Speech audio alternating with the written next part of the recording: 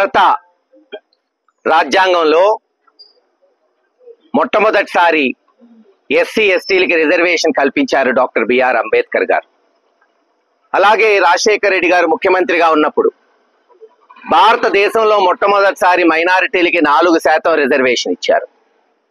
కాసు బ్రహ్మానందరెడ్డి గారు ముఖ్యమంత్రిగా ఉన్నప్పుడు పోరాడి హైకోర్టులో కొట్టేస్తే సుప్రీంకోర్టులో పోయి కేసు గెలిచి ఉమ్మడి ఆంధ్ర రాష్ట్రంలో మొట్టమొదటిసారి 80-90 కులాలకు బీసీ రిజర్వేషన్ కల్పించారు.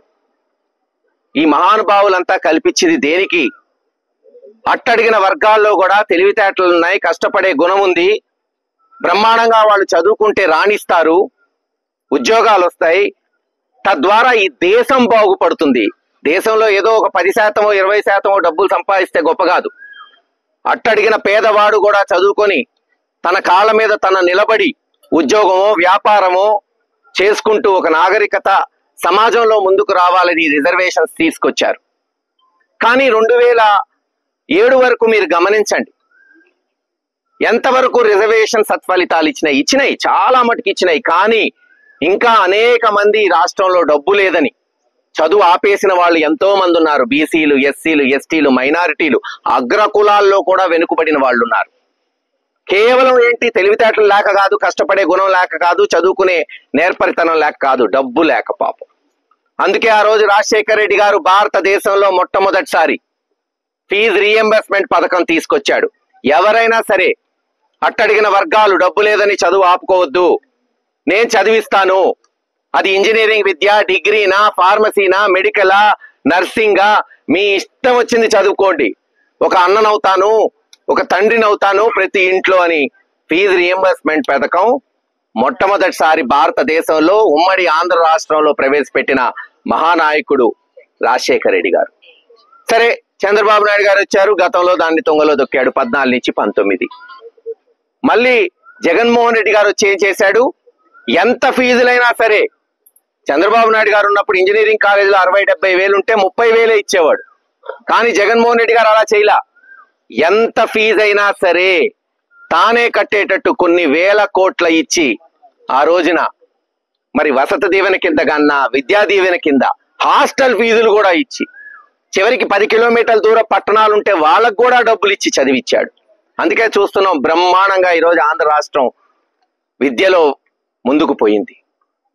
మళ్ళీ చంద్రబాబు నాయుడు గారు తెలిసిందే, ఎలక్షన్ వచ్చినప్పుడు అబద్ధపు హామీలు. ఏమన్నాడు? 20 లక్షల మందికి ఉద్యోగాలు ఇస్తాను, ఉద్యోగాలు ఇవ్వకపోతే నిరుద్యోగ భృతి ఇస్తాను, ఒక్కొక్కడికి 3,000. బాబు, నువ్వు ఉద్యోగం ఏంట దేవుడికెరుగా? ముందు పిల్లల్ని చదివిస్తే కదా వాళ్ళు ఉద్యోగాలు చేయడానికి ప్రయోజకులయ్యేది. వాళ్ళ జీతాలు గడితే కదా, వాళ్ళ ఫీజులు గడితే కదా పాపం కాలేజీల్లో అధ్యాపకులకు జీతాలు ఇచ్చేది. సంవత్సరం నుంచి 4-5 వేల రూపాయలు బకాయిలు పెట్టి కాలేజీలు అదోగత అవుతున్నాయి. అక్కడున్న లెక్చరర్లు వదిలేసి పక్క రాష్ట్రాలకు పోతున్నారు జీతాలు రావట్లేదని.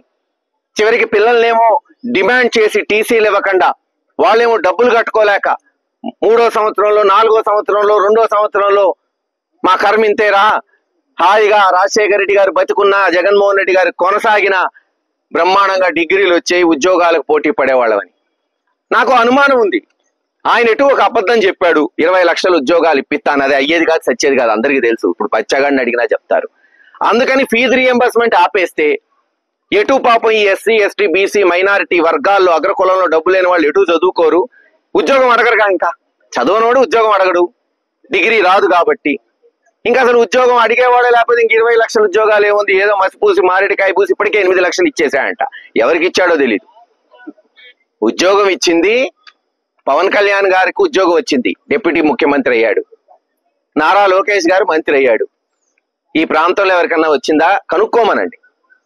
జగన్మోహన్ రెడ్డి గారు ఉన్నప్పుడు సచివాలయాల్లో 1,40,000 మందికి ఒకే ఒక దెబ్బతో ఉద్యోగాలు ఇచ్చాడు, గవర్నమెంట్ ఉద్యోగాలు.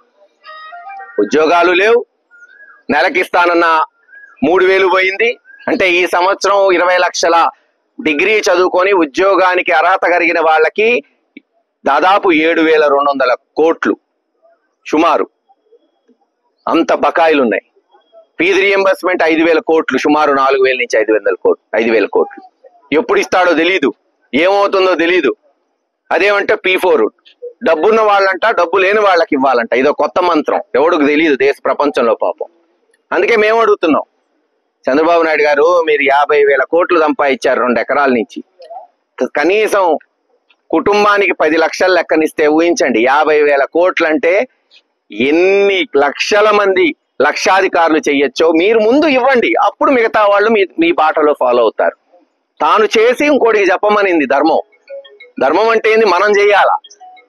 మనం చేసి ఇంకోటికి చెప్పేది ధర్మం, కానీ మనం చేసేది ధర్మం. అంతేగాని ఇంకోటి ఊరికే నువ్వు చేయి అంటే అది ధర్మం కాదు. ఆయన 50,000 కోట్లు ముందు 10 లక్షల లెక్కనో 20 లక్షల లెక్కనో కొన్ని వేల కుటుంబాలకు పంచమనంటే ఆ కుటుంబాలు బాగుపడతాయి. తద్వారా ఒక ప్రభంజనం వచ్చింది రాష్ట్రంలో.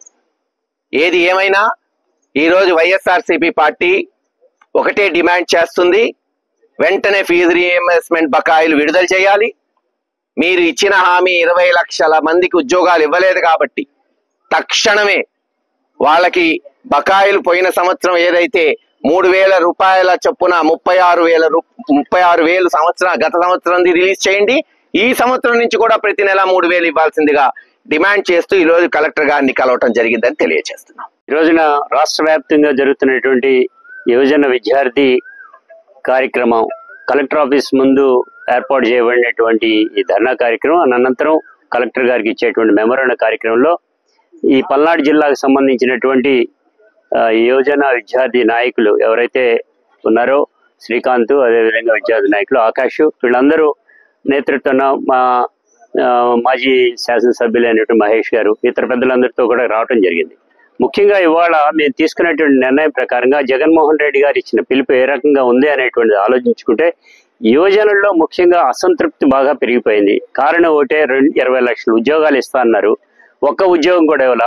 మోసపోయినటువంటి ప్రజానీకం మరొకసారి నిద్ర లేవడానికి చంద్రబాబు నాయుడు నిద్ర లేవడానికి చేసేటువంటి ప్రయత్నం. 2014-19 మధ్యలో కూడా ఉద్యోగ వస్తువులందరూ నిరుద్యోగులందరికీ 3,000 ఇస్తానన్నారు. లేదంటే ఉద్యోగ భద్రత కల్పిస్తా, ఉద్యోగాన్నే ఇస్తాను, కొత్త ఉద్యోగాలు అన్నారు. కానీ 2014 నుంచి 19 వరకు చూసినట్లయితే ఒకే ఒక్క ఉద్యోగం ఇచ్చారు, అది లోకేష్కి. పెద్ద ఉద్యోగం లోకేష్ ఇచ్చాను కాబట్టి ఇంకే నిరుద్యోగులందరికీ ఇచ్చేసినట్టే లెక్కేసుకోమన్నారు. ఇవాళ మరలా అదే బాట తీసుకొచ్చేటువంటిది ఉన్నది. ఇవాళ సుమారుగా ఇవాళ 2 లక్షల మంది నిరుద్యోగులకి 7,200 కోట్ల రూపాయలు బకాయి ఉన్నాయి. 6 ఇన్స్టాల్మెంట్స్ 6 త్రైమాసికాలకి సంబంధించి విద్యార్థులకు సంబంధించిన కట్టేటువంటిది 3,200 కోట్ల రూపాయల బకాయిలు ఉన్నాయి. ఇది కాకుండా ఉద్యోగాలు ఇచ్చేటువంటి దేవుడు ఉండేటువంటి ఉద్యోగాలు వాలంటీర్ని లక్షలాది మందిని తీసేసావు. ఆ పక్కనకి వచ్చేప్పటికి ఏపీ ఫైబర్లో కొంతమందిని 2,000 మందిని తీసేసావు. అదే పద్ధతిలో ఇవాళ ఉండేటువంటి దాంట్లో టైమ్ స్కేల్ ఎంప్లాయీస్ ఎవరైతే ఉన్నారో వాళ్ళందరి మీద వెయిట్ వేయడానికి బిగించేశావు. బ్రావరీస్ కార్పొరేషన్ లో 1,000 మందిని తీసేశావు. ఇది కాకుండా ఏపీఎండిసి అనేటువంటి సంస్థ ఉంటే ఆ సంస్థని విధానానికి విరుద్ధంగా ఆయన డైరెక్ట్ గా ప్రైవేట్ వాళ్ళకి ఇచ్చేయటం, కోర్టులో కేసు ఉంది అయినా కానీ కూడా దీనిలోకి ఇవ్వటం అనేటువంటి దాన్ని బయట ప్రైవేట్ వ్యక్తులకు ఇచ్చేసేటువంటి పద్ధతిలో అది 191,000 కోట్ల రూపాయలు ఉన్నటువంటి దాన్ని బయటకి ఇచ్చేటువంటి ప్రయత్నం తీసుకున్నారు. ఇది సరైనటువంటి కాదన్నాం. దానికి సంబంధించినంత వరకు యువజనులు విద్యార్థులు పెద్ద ఎత్తున ర్యాలీ చేసుకుని కలెక్టర్ ఆఫీస్ ముందుకు వచ్చి వస్తా ఉంటే ఈ రాష్ట్రంలో ఉండేటువంటి చంద్రబాబు నాయుడు గారి యొక్క విషయాన్ని మాత్రమే ఆలకించేటువంటి పోలీసు వ్యవస్థ ఇవాళ విద్యార్థులు యువజనుల పైన లాఠీ చార్జీ చేయటం చాలా ఏకమైనటువంటిది. ప్రశాంతంగా శాంతియుతంగా జరుగుతున్నటువంటి ఈ కార్యక్రమాన్ని విచ్ఛిన్నం చేసినటువంటి కార్యక్రమం కూడా తీసుకుని ఇది సరైనటువంటి కాదు అనేటువంటి మరొకసారి కూడా మనం చేస్తా ఉన్నాం.